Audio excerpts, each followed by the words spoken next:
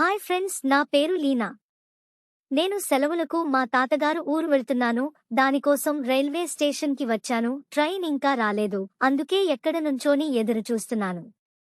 మళ్ళీ ఎన్నో మెమరీస్తో తిరిగి ఇక్కడికి చేరుకుంటాను. మా తాతగారు ఊరు చాలా బాగుంటుంది. చుట్టూ కొండలు, పర్వతాలు, లోయలు, మంచు కులాలు. నేను అవన్నీ మీకు అక్కడికి వెళ్ళాక చూపిస్తాను. ట్రైన్ వచ్చే టైం అయింది. ట్రైన్ ఎక్కాక మాట్లాడుకుందాం. ఇలాంటి మరిన్ని వీడియోస్ కోసం ఇప్పుడే మా ఛానల్ను సబ్స్క్రైబ్ చేసుకోండి ఫ్రెండ్స్. ట్రైన్ వచ్చింది. నేను ట్రైన్ ఎక్కిన తర్వాత మాట్లాడుతాను ఫ్రెండ్స్.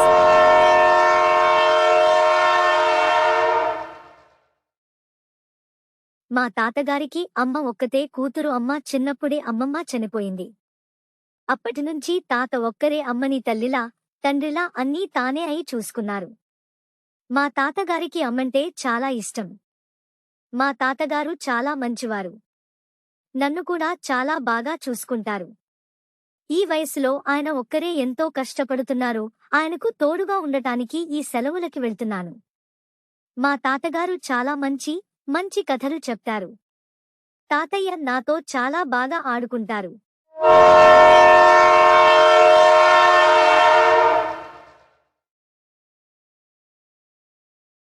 తాతయ్య ఎలా ఉన్నారు? ఎవరు? లీనా, నా బంగారు తల్లి, వచ్చావా అమ్మ ఈ తాతయ్యని చూడటానికి? అబ్బా, ఈ రూమ్ ఎంత అందంగా ఉంది. నా కోసం మా తాతయ్య చాలా బాగా తయారు చేయించాడు. నాకు ఎప్పటికీ ఇక్కడే ఉండిపోవాలని ఉంది, కానీ తప్పదుగా. సెలవులు అయిపోగానే మా ఊరి వెళ్లిపోవాలి. కాని ఇక్కడ గడిపిన రోజులు అన్ని స్వీట్ మెమరీస్ గా దాచుకుంటాను. హాయ్ గ్రేటా, నువ్వు చాలా ముద్దుగా ఉన్నావు. మనిద్దరం ఎంచక్కా ఆడుకుందాం.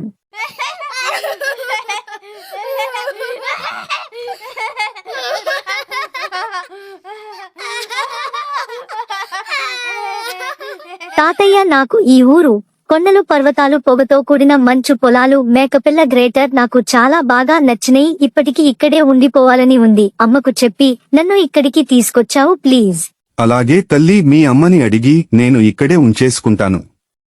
కథలు చెప్పమని అడుగుతుంటావుగా, ఈరోజు నీకు ఒక మంచి కథ చెప్తాను.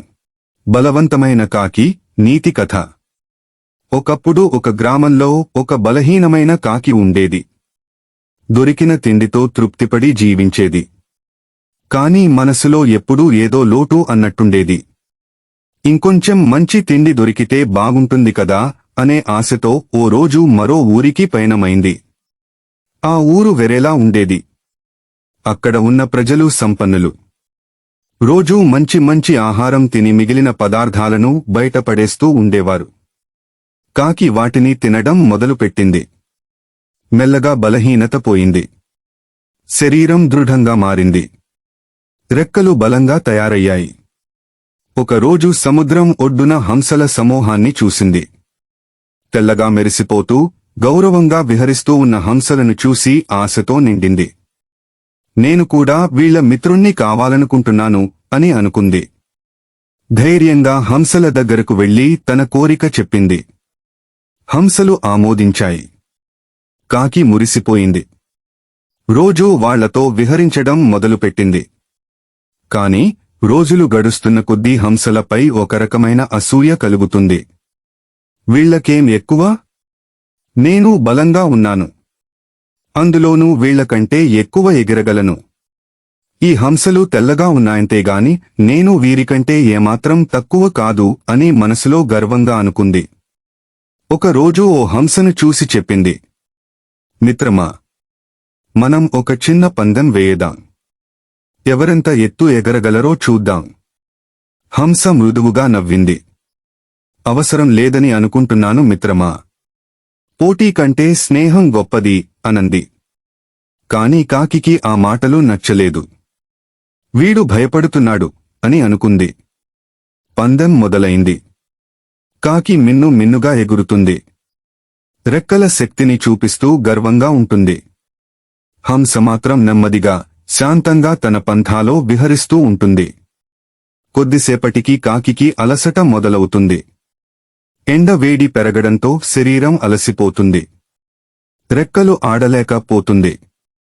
ఎక్కడైనా నేలమీద, చెట్టుమీద వాళ్లదం అంటే చుట్టూ నీరు తప్ప ఏమీ కనిపించలేదు. హమ్మయ్య! నేను హంస మాట వినలేదే, ఇది నా పొరపాటు అని బాధపడుతుంది. చివరికి అలసిపోయి నీటిలో పడిపోతుంది. అందులోకి మునిగిపోతుంటే హంస ఒకే పరుగు మీద వచ్చి కాకిని తన వెన్నుపైన వేసుకుని ఒడ్డుకు తీసుకొచ్చింది. కాకి కన్నీళ్లతో, నన్ను క్షమించు మిత్రమా, నా అహంకారమే నన్నీ రోజున దించింది అన్నది. హంస చిరునవ్వుతో చెప్పింది, మిత్రమా, ఎదుటివారిని చూసి అసూయపడడం కాదు, వారిని అర్థం చేసుకోవాలి. శక్తి ఒక్కటే సరిపోదు, బుద్ధి కూడా అవసరం.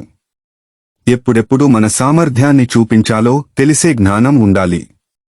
లేకపోతే మన బలం కూడా మనకే శాపం అవుతుంది. ఆ రోజు నుండి కాకి నిశ్శబ్దంగా, గర్వం లేకుండా హంసలతతో జీవించటం ప్రారంభించింది. మిత్రులతో నిజమైన బంధాన్ని కలిగి జీవితం విలువ తెలుసుకుంది. లీనా, ఈ రోజుకి ఈ కథ చాలు. రేపు మరియొక కథ చెబుతాను. ఇప్పుడు వెళ్ళి పడుకుందాం పద. పిల్లలు, ఈ కథ నచ్చినట్లయితే ప్లీజ్ లైక్ చేయండి. పిల్లలు, మీకు ఇలాంటి మరిన్ని కథల కోసం ఇప్పుడే మా ఛానల్ని సబ్స్క్రైబ్ చేసుకోండి. పిల్లలు, ఈ కథ కనుక మీకు నచ్చినట్లయితే ప్లీజ్ లైక్ చేయండి.